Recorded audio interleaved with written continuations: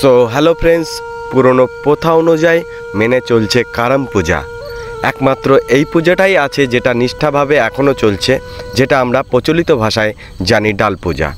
এরা সারাটি বছর এতটা কষ্ট করে, বছরের শেষে একবার করে তাদের পুজো। আমাদের দুর্গাপুজো আসার আগেই তাদের পূজা আগে, তারপরে আমাদের দুর্গাপুজো চালু হয়। এই পুজোটা আমি ছোটোবেলার থেকে দেখে আসছি, এতটা সুন্দরভাবে হচ্ছে, আর আমার কোনো দিন হয়ে ওঠেনি আমি তোমাদেরকে ভিডিও দেখাবো। তো আজকে আমার মনে হলো যে ভিডিওটা তোমাদের সাথে শেয়ার করা দরকার, তাই আমি নিয়ে আসলাম।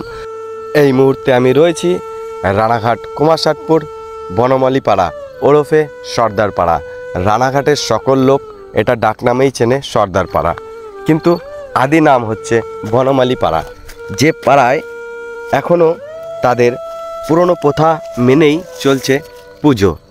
এটা সবাই দেখে, আর এই দিনটাতে এতটাই মেতে ওঠে ভগবানের উদ্দেশ্যে, সেটা ধারণার বাইরে, সেটা না দেখলেই নয়।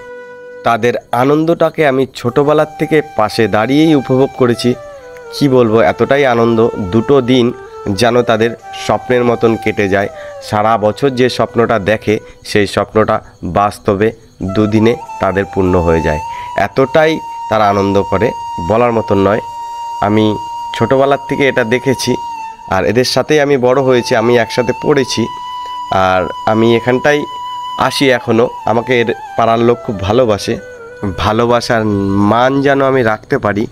আর যেতে যেতেই আমি দেখলাম জাম্পিং ব্যালেন্স, যেটা একটা সময় এই জিনিসটা হাই জাম্পের ব্যালেন্স করার জন্যই ব্যবহার হতো, সেটি এখন বাচ্চাদের খেলনা হয়ে উঠেছে।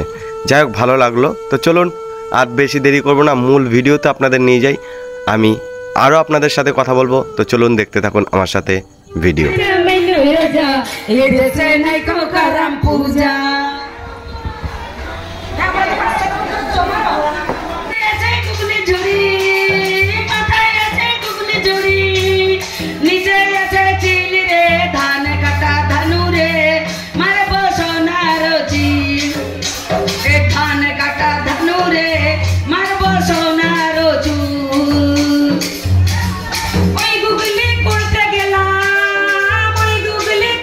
এখানে আমরা দেখতে পাচ্ছি ডাল সুন্দর করে সাজানো মাঝখানে, যেটা পুজো এরা করে, আর চারিদিকে ঘুরে ঘুরে 24টা ঘন্টায় এরা নাচ করে।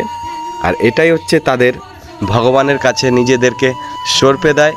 ভগবানকে বলে, হে ভগবান, আমরা যেন আগামী পুরো বছরটাই তোমার নামে ভালোভাবে চলতে পারি, এই আশীর্বাদ আমাদেরকে করো।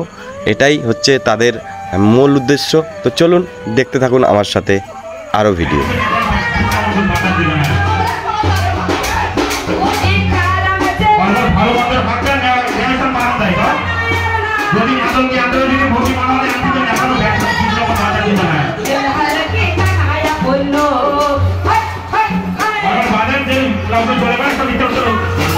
আর এই যে ভাইটাকে আমরা দেখতে পাচ্ছি, যে নিজেকে ভগবানের কাছে সঁপে দিয়েছে, মানে স্যালেন্ডার করে দিয়েছে, সে একটাই বলছে যে ভগবান, আমার যত ব্যথা বেদনা আছে সব কিছু তুমি আমার ঠিক করে দাও, আমার সব কিছু যেন ভালোভাবে চলে, আমি যেন নিজের সংসারকে নিয়ে ভালোভাবে চলতে পারি।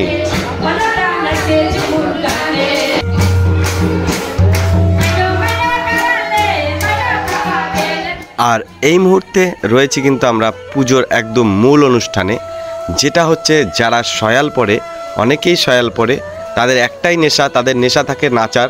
আর যখনই মানে মাদল বন্ধ হবে, তখনই তাদের নেশাটা কিন্তু মাদলকে ফাটিয়ে দেওয়ার, আর কিছুই না। আর এই জায়গাটাতে দেখা যাচ্ছে পুরনো প্রথা অনুযায়ী যে ঘাস দিয়ে চাবুক বানানো হয়, সেই চাবুক দিয়ে মারলেই ব্যথা বেদনা যত থাকে সেটা কিন্তু 1 বছরের জন্য এদের চলে যায়। আর এটাই এদের বিশ্বাস যে এটাই ঠিক, এটা দিয়ে মার খেলে সত্যিই ব্যথা বেদনা থাকে না। আমিও ছোটোবেলার থেকেই শুনেছি, আর সত্যি করেই ভালো লাগে খুব।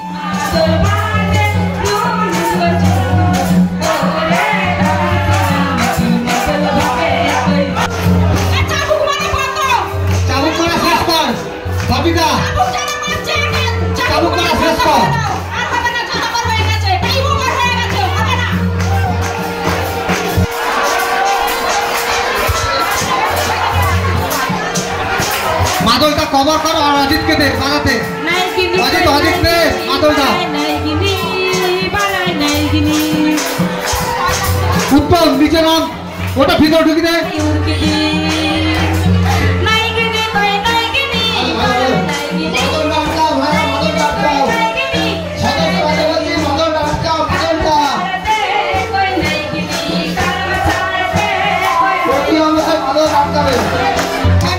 এখানে যে মাকে আমরা দেখতে পাচ্ছি তিনি কিন্তু এই মুহূর্তে শয়ালে আছে, আর সবাই কিন্তু তাকে উৎসাহ দিয়ে রাখছে। উৎসাহ দিয়ে না রাখলে কিন্তু সে মাদল বন্ধ হলে মাদলের কাছে চলে যাবে মাদল ফাটিয়ে দিতে। চলুন দেখতে থাকুন ভিডিও।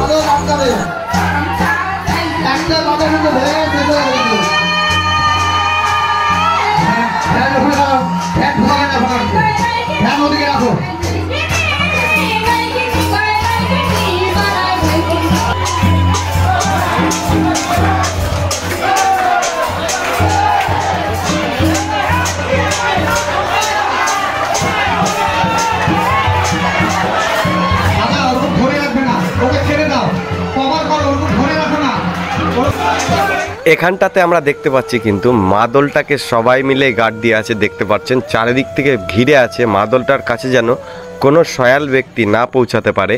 তাদের কিন্তু একটাই লক্ষ্য যে মাদলটাকে তাদের বাঁচিয়ে রাখতে হবে।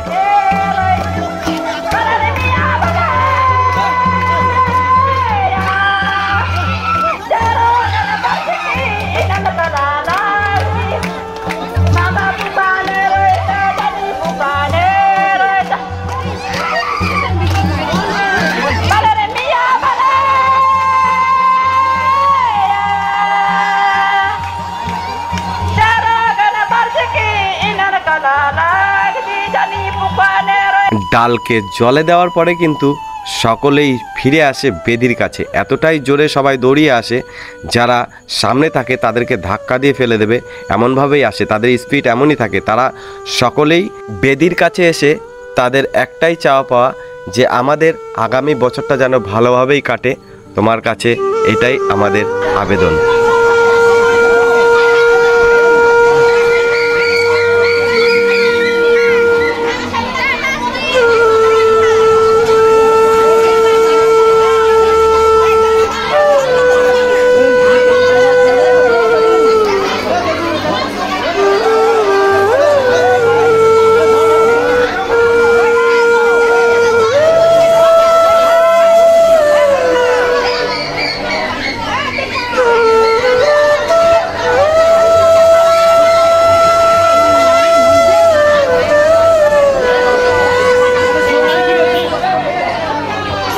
আর আশা করি সকলের এই ছোট্ট ভিডিওটা ভালো লাগলো। আর নেক্সট ভিডিও নিয়ে আসছি আমি, থাকুন আমার সাথে সকলেই।